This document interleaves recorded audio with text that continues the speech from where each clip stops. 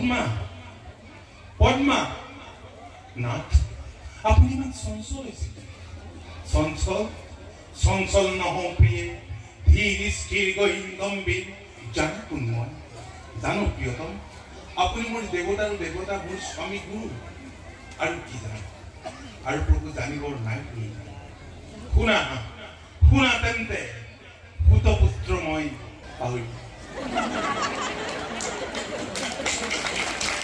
মই নিজ মুখে ইমানেই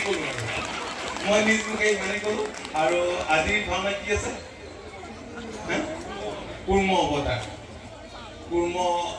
আপোনালোকে ভালকে উপভোগ কৰক। এই স্থানলৈ মই আগতেও আহিছোঁ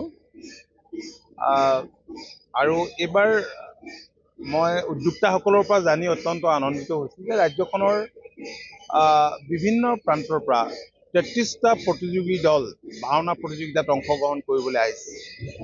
মই পোনপ্ৰথমেই অৰণ্যম ট্ৰাষ্টৰ উদ্যোক্তাসকলক বহুত ধন্যবাদ জনাইছোঁ।